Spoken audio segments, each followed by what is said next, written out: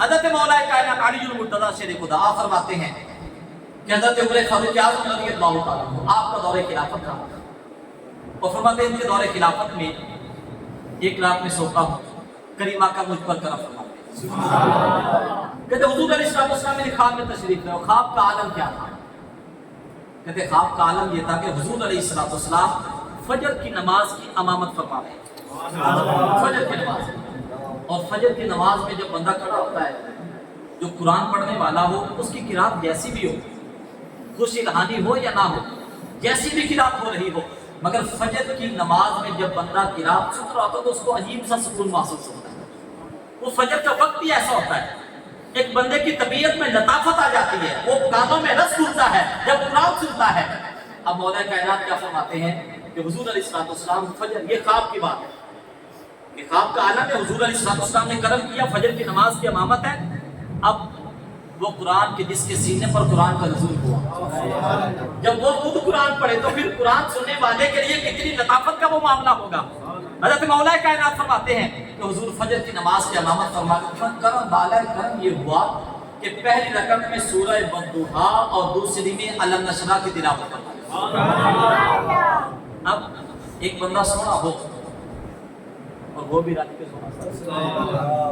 سونا ہو اور وہ بھی رج کے سونا، اور جس کے در سے حسن کو خیرات ملتی ہو، جب وہ خود اپنے حسن کی بات کرے، حسن کا تذکرہ کرے، والضحیٰ واللیل اذا سجا، تو پھر تو سننے والے کے دلوں کو کیفیت یہ عجیب ہو جایا کرتی ہے، اور پھر جو اس حسن کو دیکھتے ہیں۔ حضرت عائشہ صدیقہ طیبہ طاہرہ بنت صدیق رضی اللہ تعالیٰ عنہ آپ کیا فرماتی ہیں؟ آپ فرماتے ہیں ایک مرتبہ حسن والے آقا صلی اللہ علیہ وسلم میرے پاس تشریف لاتے ہیں، اور کالی چادر آپ نے اپنے مبارک سر پر اوڑھی ہوئی ہے، اور آ کر مجھ سے کیا فرماتے ہیں؟ فرماتے ہیں کیفا ترینی یا عائشہ، عائشہ بتا دو سی میں کیسا لگ رہا ہوں۔ جن کی بارگاہ سے حسن کو خیرات ملے وہ خود پوچھیں کہ بتا میں کیسا لگ رہا ہوں، اب وہ بھی پھر زوجہ نبی حضرت عائشہ صدیقہ طیبہ طاہرہ، انہوں نے جواب دیا تو وہ بھی حد کرتی ہیں۔ سنیے گا دل کے قیدوں سے، حضور فرماتے ہیں عائشہ بتا کیسا لگ رہا ہوں۔ اب عائشہ صدیقہ رضی اللہ تعالیٰ عنہ کیا عرض کرتی ہیں؟ عرض کرتی ہیں یا رسول اللہ صلی اللہ علیہ وسلم، چادر کی سیاہی نے آپ کے چہرے کی سفیدی کو نکھار دیا ہے، اور آپ کے چہرے کی سفیدی نے چادر کی سیاہی کو نکھار دیا۔ اور جب آدم چشتی نے پنجابی میں اس کا ترجمہ کیا تو کیا کہتے ہیں کہ تو ہلے میرا یار نہیں ڈٹھا، سبحان اللہ، تو ہلے میرا یار نہیں ڈٹھا، کہ جنوں ویکھ کے چل شرماوے تے ادھی راتی دن چڑھ جاوے، جو رخ تو نقاب ہٹاوے تے جیو کھولے پیج زلف دے تے راہی راہ بھول جاوے تے نین نشیلے مست رسیبے وچ سوہنا کجل سہاوے تے اکھ اجڑے تے این پہ جاپے جویں میں خانہ کھل جاوے تے توبہ توبہ حسن سجدہ او چال نہ چلی جاوے تے بجلی دردی رشک نہ مارے متا بے ادبی ہو جاوے تے جیو رکھے پیر ترتی تے ترتی نف نف جاوے تے علم اللہ نے اینا دیتا کہ اکلا پچھ نہ آوے تے عقل اللہ نے اینی دیتی کہ علمہ پچھ نہ آوے تے آدم ایڈا سونا واہی سن کدرے نظر نہ آوے، آدم ایڈا سونا واہی سن کدرے نظر نہ آوے۔ جب حسن والے آ کر خود اپنے حسن کی بات کریں، مولا کائنات فرماتے ہیں خواب کا عالم ہے، حضور علیہ السلام پہلے رکعت میں والضحیٰ دوسری میں الم نشرح کی تلاوت کی۔ اب سنیے تو کہتے ہیں کہ جب حضور علیہ السلام نے نماز ختم کی، جب نماز ختم کی، نماز ختم کرنے کے بعد حضور علیہ السلام ہمارے طرف منہ کر کے تشریف فرما، سبحان اللہ کہتے ذرا ایک دفعہ جا کے بیٹھا، جا کے ذرا سبحان اللہ۔ فرماتے ہیں کہ نماز ختم ہوئی، اچھا بچوں کی طرف توجہ نہ کیجیے، بڑی محبت والے بچے، سبحان اللہ، آپ توجہ میں تو رکھیے، یہ برکتیں لوٹ رہے لوٹا ہے، سبحان اللہ۔ مولا کائنات فرماتے ہیں نماز ختم ہوئی، حضور علیہ السلام ہماری طرف منہ کر کے تشریف فرما، کل کا سواد رہنا جو ہو لگڑی کا تھا۔ اب حضور علیہ السلام جانتے تھے کہ میرے صحابہ میرے دیدار سے ایک لمحہ بھی غافل نہیں رہ سکتے، ایک لمحہ بھی، کیوں؟ لوگوں کی تو باتیں بڑی عجیب عجیب باتیں، مگر صحابی کا عقیدہ نماز میں حضور کے حوالے سے کیا ہے؟ لوگ تو بات بات کی بولیاں بولتے ہیں، مگر صحابی کے در سے ہمیں عقیدہ کیا ملتا ہے؟ ملا علی قاری لکھتے ہیں کہ صحابہ سے پوچھا گیا، کسی نے سوال کیا حضور علیہ السلام ظہر اور عصر میں قرات کرتے تھے؟ تو جواب میں کہا گیا ہاں قرات کرتے تھے۔ جواب میں کیا؟ قرات کرتے تھے۔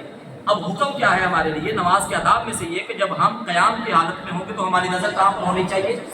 سجدے والی جگہ پر۔ مولوی صاحب کی توجہ نہیں ہونی چاہیے، مولوی صاحب امامیت نہیں ہونی چاہیے، نظر کہاں پر ہونی چاہیے؟ سجدے والی جگہ پر۔ مگر صحابہ کا عقیدہ کیا تھا؟ پوچھا گیا حضور ظہر اور عصر میں قرات کرتے تھے؟ ہاں کرتے تھے۔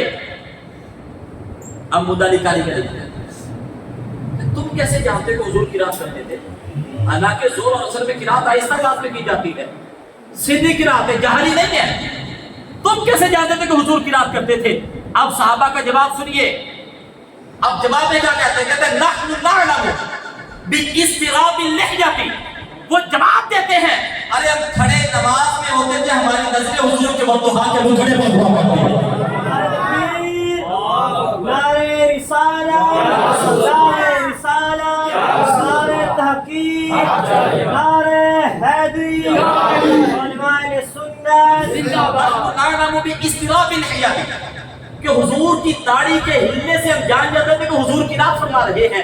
اب کہتے ہیں کہ حضور علیہ السلام نے نماز ختم کی، ہماری طرف منہ کر کے تشریف فرما ہو گئے۔ کہتے ہیں حضور تشریف فرما ہوئے تو حضور علیہ السلام کی بارگاہ میں کھجوروں کی ٹوکری پیش کی، اور صحابہ کا انداز یہ تھا کہ وہ باغ کا جو سب سے پہلا پھل ہوتا تھا وہ حضور کی بارگاہ میں پیش کیا گیا۔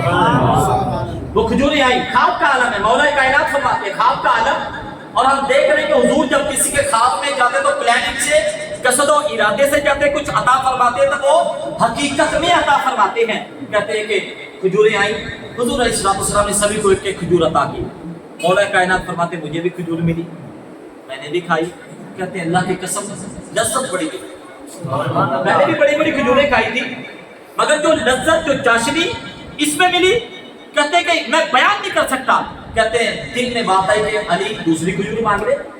کہتے ہیں کہ میں سوچ ہی رہا تھا تو ادب نے کہا کہ نہیں، جب سبھی کو ایک ایک کھجور دیے تو کون ہوتا ہے دوسری مانگنے والا؟ تو کہتے ہیں میں نے دوسری نہیں مانگی۔ اسی اثنا میں فجر کی اذان کی آواز میرے کان میں پڑی، میری آنکھ کھلی۔ آپ کی بات تھی، کہتے ہیں میری آنکھ کھلی، فجر کی اذان کی آواز کان میں پڑی، آنکھ کھلی، وضو کیا، فجر کی سنتیں میں نے گھر میں ادا کی۔ اور افضل یہی ہے کہ فجر کی سنتیں گھر میں ادا کر کے مسجد میں آیا جائے، اس میں زیادہ ثواب ہے۔ مولا کائنات فرماتے ہیں میں نے فجر کی سنتیں گھر میں ادا کی، میں پہنچا مسجد میں۔ اب وہ لوگ جو کہتے ہیں کہ نعوذ باللہ من ذالک، صحابہ کرام علیہ رضوان مولا کائنات علی المرتضیٰ شیر خدا کے ساتھ ان کے اختلافات تھے، چپکرشیں تھی، ارے ان کے لیے اس میں بہت بڑا جواب ہے۔ آج تو اگر کوئی مولوی صاحب کسی مقتدی کی گل نہ مننے یا کوئی اس کی بات کو لے نہ تو کہنا میرے اندر پیچھے نماز ہی نہیں ہوتی۔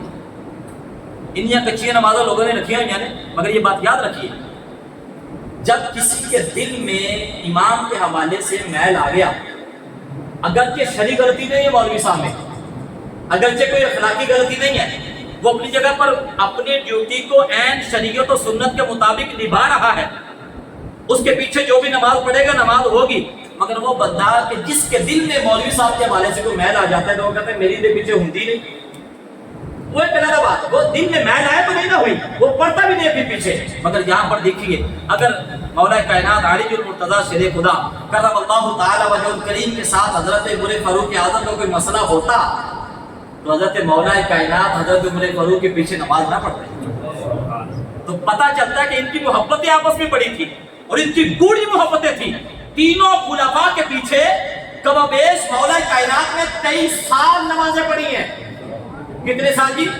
کم و بیش 23 سال نمازیں پڑھی ہیں ان کے پیچھے، اور کیسے ان کے ساتھ ان کے اختلافات ہو سکتے ہیں؟ کہتے ہیں فجر کی سنت میں نے گھر میں ادا کی، مسجد پہنچا تو حضرت عمر فاروق اعظم فجر کی نماز کی امامت کر رہے ہیں، اللہ اکبر کے پیچھے کھڑا ہوا تو حضرت عمر فاروق اعظم نے بھی پہلی رکعت میں سورہ والضحیٰ، دوسری میں علم نشرح کی تلاوت کی۔